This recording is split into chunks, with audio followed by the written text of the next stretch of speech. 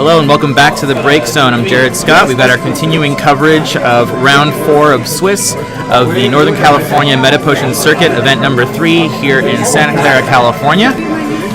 We're getting ready for the start of our 4th match. We've got a couple of players that you haven't seen yet, by names of Matt and Gregory. I'm not familiar with what their decks are, so it'll be kind of interesting to see whether we see some variations on the types of decks we've seen so far today. If we see some stuff that hasn't appeared so much. We haven't gotten much of a presence of either ice or fire so far yet today, as far as a deck that's got a good amount of that in it. So we'll see whether either one of those pop up, or if we see some other variations of the types of decks we've seen so far, as far as lightning, earth, water, all of that.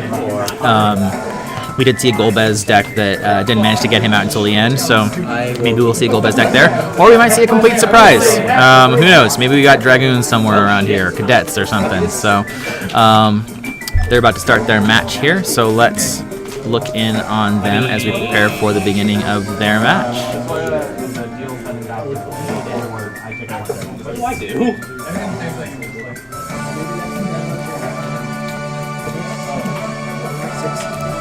So we're getting shuffled up here for the beginning of the round. Looks like Gregory's ready to go, and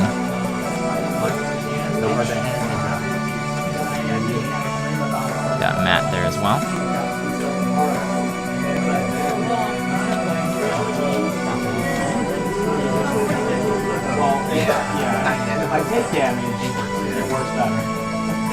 We cut each other's decks.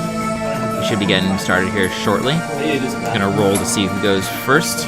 Seems to be the preferred method for it, even though technically the rules don't say any particular method. It says as long as the players agree on it, they can decide how they want. So you could do Rochambeau, you could flip a coin, you could do all sorts of things. All right.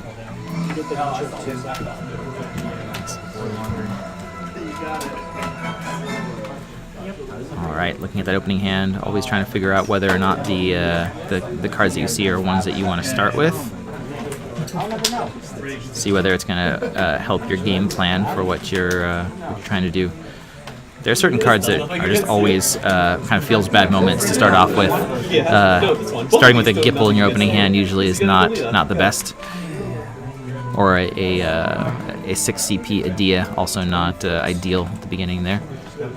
All right, we have Matt going first. He's starting our first turn for us.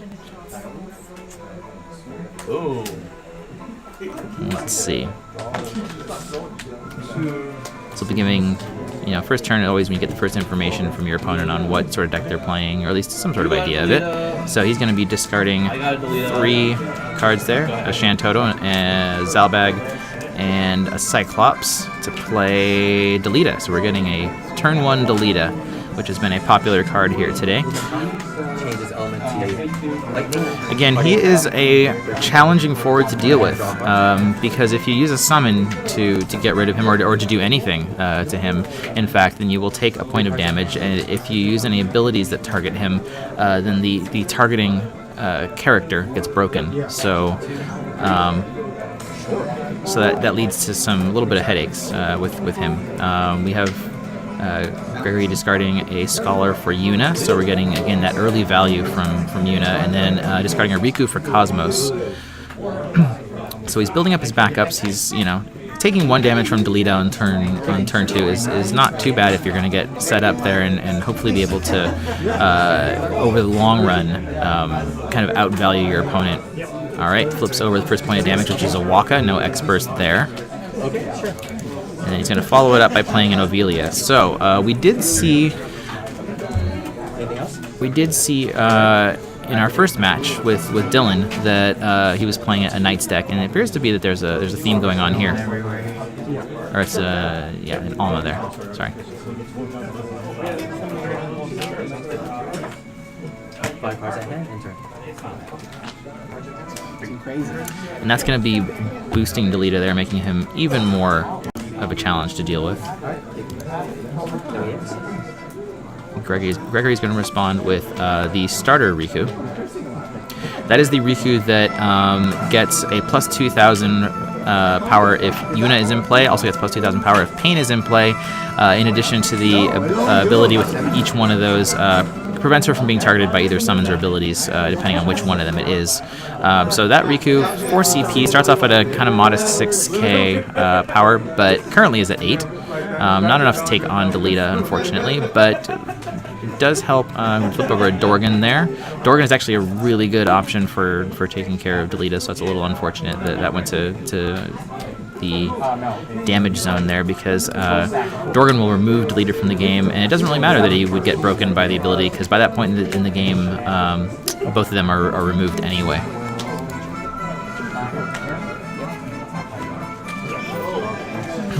And he's going to attack. Oh, he hits a Leviathan. So that's bad luck there as far as working on trading damage, and then he's going to take the Leviathan. Now you can't respond to an X burst. The thing about an X burst, how it works differently on the stack, is that it does go on the stack, but nothing else can respond to it. And after it resolves, then you go back to whatever responses there are there. It looks like he chose maybe not to do the Leviathan. I'm not sure why. He follows up with a Geese, which is a 5 CPU forward, allows you to play another forward of 3 CP or less that is not water along with him. So that's pretty good value right there, getting Pain, and then Pain, of course, working off of the with the Riku and Yuna in play, allowing both the activating of backups and drawing a card. So we've got the entire Yuna Riku Pain combo out at this point. We're not used to seeing the Riku forward used all that much, but that does put Riku at 10,000 power at this point. Geese also has the drawing 2 cards and discarding 2 cards as part of his ability there. So there's that, and he additionally cannot take damage from abilities other than special abilities, if I'm recalling that correctly. Let's take a look at Geese here.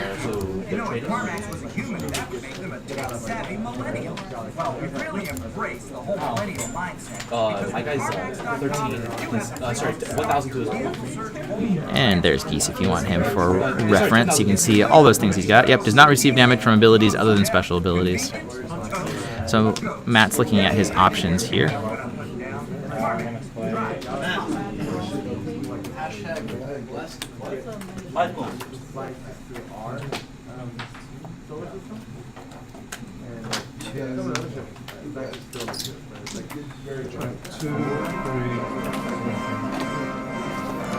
Matt's going to discard both an Agrius and a Ramza in order to play Seymour. Seymour, when he enters play, you can pick an opponent's forward of 3 CP or less and break it. So he chooses to do that. It's a Pain. That's going to help with removing some of the bonus on Riku there. It was also the only forward that he could have targeted, because Geese is a 5 and Riku is a 4.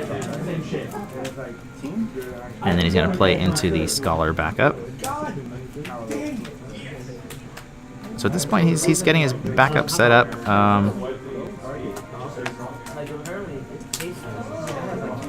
Still a relatively close game as far as damage, but Gregory's coming in here with some additional damage. Hits the Leviathan, returns Geese back to his hand.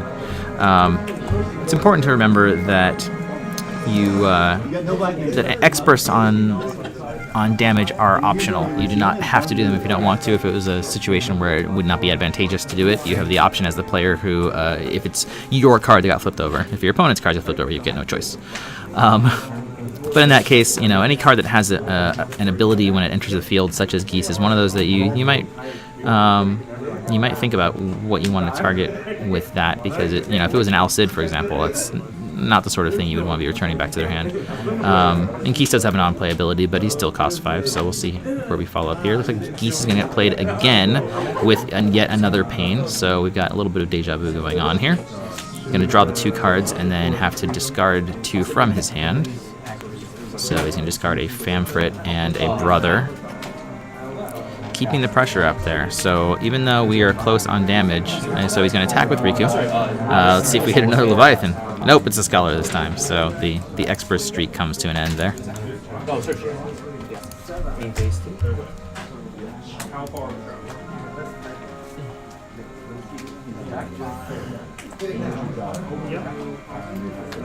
At this point, they are even in the backup game, but unfortunately for Matt, Gregory's got a much more of an established set of forwards. Riku is difficult to handle, can't be targeted by things, while you have both Pain and Yuna out. So it does prevent targeting for things like Leviathan.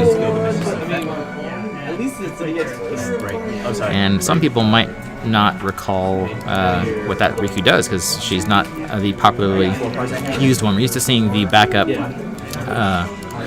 2CP Riku, the heroic one from Opus 1, because it's a lot harder to get rid of backups. So if you're trying to run the Pain Yuna Riku engine, people a lot of times will choose to go with the kind of more durable option that stays in play. So this is an interesting take on this version of the deck. We are up to 5 points of damage now. He has hit a Steiner on that 5th point, so he does get to choose or get to search his deck for a Final Fantasy IX character.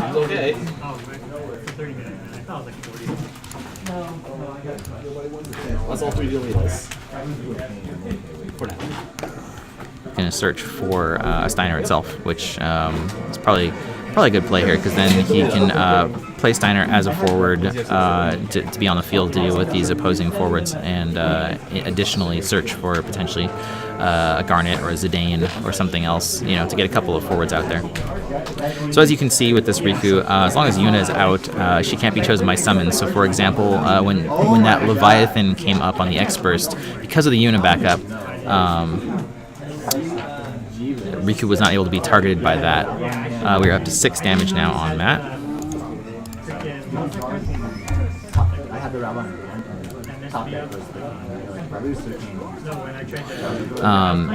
And what's important about that is that Riku's ability is a field ability, meaning it doesn't use the stack. It is not something that interacts that way with it. So when the Leviathan comes up, even though you can't respond to a Leviathan, that is just a kind of a global effect that is out there. So the X-Burst does not get around the fact that Riku cannot be summoned by Leviathan. So it's great defensively. It gives you a very powerful forward, a 10k forward that is basically untouchable. If you have both Yuna and Pain out, then they're gonna have to find alternate ways to deal with Riku, beating her in combat or something. But you're not going to be able to remove her in any sort of traditional means that a lot of decks try to accomplish.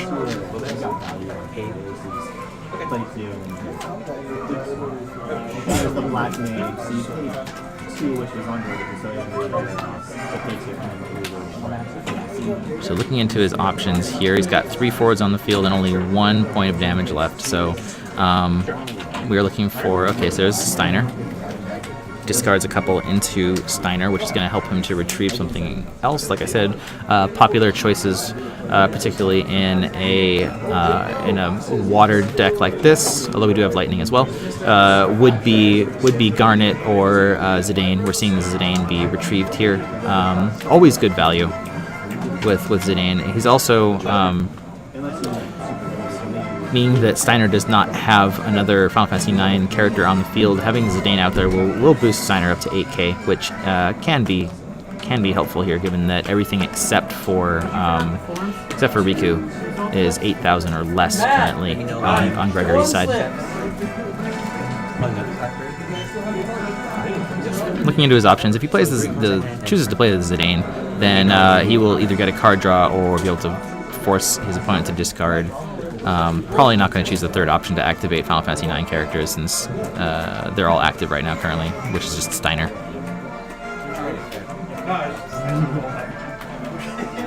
Chooses to play the Zidane out there. Still got several cards in his hand, so possibly if looking for another blocker, he might be able to have another option depending on if he has a forward in his hand.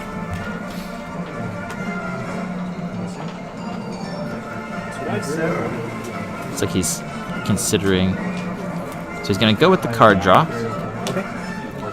Kind of shore up some resources and kind of, options to deal with this incoming potential forwards. You know, since Gregory's only got 2 points of damage, he definitely has the option to be a little more aggressive here. He's not looking at the potential for his opponent to come back with enough damage in one turn to take him to 7. So, you know, with only needing that 1 point, he could choose if he wanted to pretty much attack with all of his forwards next turn and kind of force Matt to some tough decisions.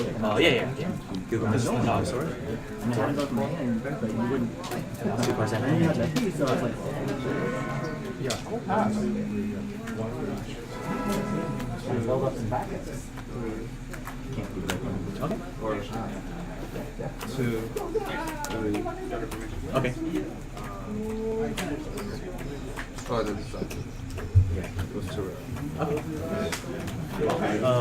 What did you pay? Oh yeah, right. You got it. I see it. Okay. Perfect. Yeah. Looks like he's gonna play into Garnet, so we actually end up with a Final Fantasy IX set out here, which is helpful because that means if Zidane is removed later, or Garnet, either one of them, by blocking later, then it still gives an additional Final Fantasy IX character to keep Steiner at that 8K, where he would be able to trade with Geese, for example. See this? 4 cards? 14. Sure. B velocity. Yes. Okay, that's alright. 1 card ahead and turn.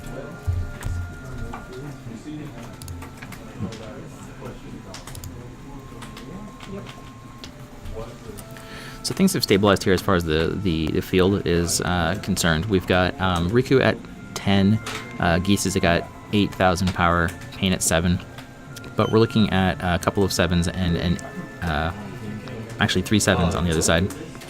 No, I'm sorry. Actually, Steiner would be 8 with the Alma that is out there that is boosting Knights. So he's actually got an 8K Steiner there.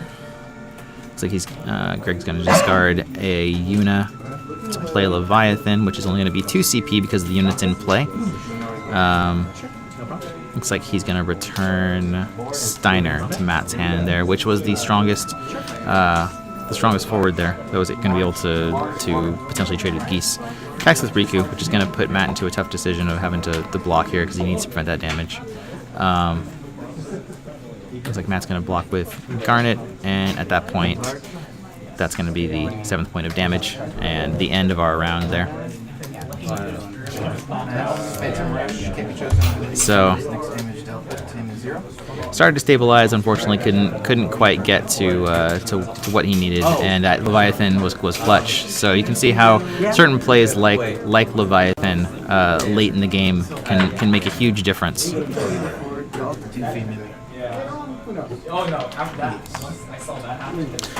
So that was a slightly different type of match for us to watch, even though it was decks that we've been seeing here. So we had a Water Wind variant running the Yuna Rain.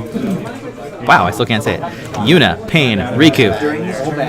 Should have just said YRP. The Yuna, Pain, Riku combination, but in a little bit different version of that than we've seen. And then kind of I thought it was going to be Knights on the other side. And it might actually be because there was a Ramza that we saw there as well. But kind of a combination of Knights and Final Fantasy IX in that Water Lightning deck that we saw. So it's good that we're seeing either variety or at least variations on decks, and we're not just seeing kind of a cookie cutter, same couple types of decks. And that's what's kind of great about the game right now, is that there's such an open meta where there are top decks, but there are a lot of decks that can come in and do very well without being the top 2 or 3, and that's usually how we discover over the course of an opus the kind of various cards we might have overlooked. Something like that Riku being 10k and untargetable by anything, as much love as Delita's been getting, the legendary Delita, for being difficult to get rid of. So something like Riku being completely immune there when you get the other 2 out is very powerful. In addition to Trey, who we saw earlier today, being untargetable by things depending on his state of active or dull. With the amount of Odins and Leviathans and all sorts of targeting and stuff, if you have ways of dealing with that, that's very effective, because we've seen times where these plays are usually the finishers. So we have a Leviathan that takes out the last blocker, or an Al Cid that takes something out. So it's the value there is very big. Yeah, so good match there between the two of them. Thank you for watching us here at the Break Zone. As a reminder, please subscribe to us down here. Hit that subscribe button. We're happy to keep giving you content, and we'd love to hear feedback from you guys on what sort of content you'd like to see, what you're liking, what you think we can improve on. We're here for the Final Fantasy TCG community, and we hope that you are a resource that you will enjoy and share with other players.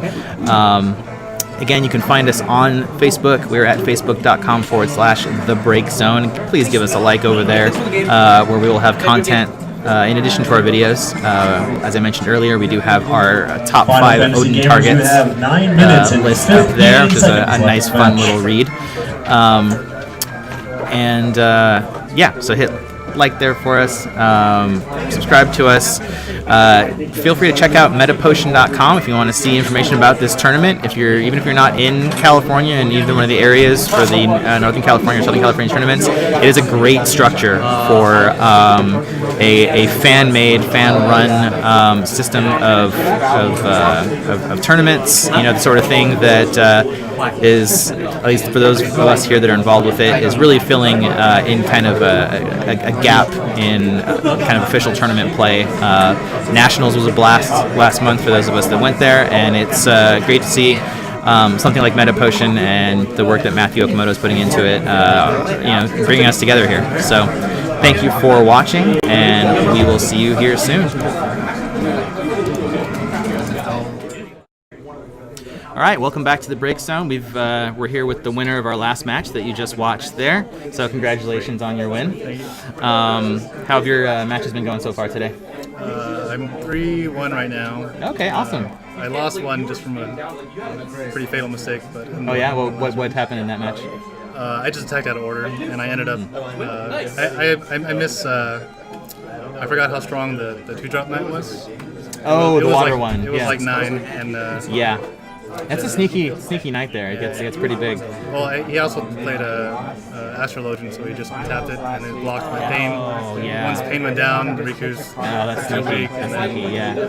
Yeah, I was commenting before that we're used to seeing anybody who runs the Yuna, I have to see if I say this right, the Yuna Pain Riku combo a lot of times chooses to use the backup Riku. So what went into your kind of thought process on using that other Riku? I kind of like having my opponent be forced to deal with it in different ways, like making them burn the Famfrit or something, or have it pull out some big like 10k, which I can bounce with like a Leviathan later on or something. Right. So I played pretty defensively until about mid-game, and then after that I bring them all out and see how they react. But I try to hold. I run like 12 summons, so I'm definitely just waiting to see how they react. Yeah. Handle whatever they bring out, and then just try to plow through after that. Yeah. I also liked the play of Geese. I like him as a I love card. him actually. Yeah. I don't know why doesn't get more play, but I mean, I think at one point I just purely discarded 2 without even looking at it. Or maybe not. Yeah, because you can also get. I felt bad when what was it? I think you had a Dorgan come up for damage or something, and that was the perfect way to deal with Delita, right? And I was just like, oh, that felt a little bit rough, just because that's one of the best answers there. And so I was just thinking about it because Dorgan's another forward that you could play with Geese there. So yeah. How long have you been playing this deck for? Just this week actually. Just this week? Oh, okay. I don't have too many cards. I just started playing like a month or 2 ago. Oh, okay. All right. How'd you get into the game? Me and my friends, we played at PAX. Nice. We went to the Final Fantasy booth over there, and we just started buying a lot of cards. So you just learned to play at the booth there? Yeah. Okay, very nice. Have you played in any other tournaments up till now? I played Magic like decades ago. Oh, okay, all right. But hey, doing 3-1, you're doing pretty well for all things. So, the winner of our last circuit event here 2 weeks ago, he's relatively new to the game too. So it's cool to see. We're always excited to see new people come into the community and start playing the game, and also see you doing well. So that's good. Are there any particular elements or matchups that your deck is concerned about, or do you feel pretty confident about against just about everything? mostly ice and probably ice fire, or not ice, lightning and sorry, ice and lightning. All right, Final Fantasy okay. players, that is All the end right. of the time in the round. You All have right. Well, thanks for joining us turns here. left. This on, is turn 0. Drake Zone, Good and luck. Good luck with the rest of your matches. At 3-1, you're probably. I think you're probably. And a lock to get into the top 8. I think people did the math on that one. So I think if you want to win at least 3, you're probably going to be in the top 8. So yeah, good luck with the rest of the day, and thanks for joining us. Oh wow.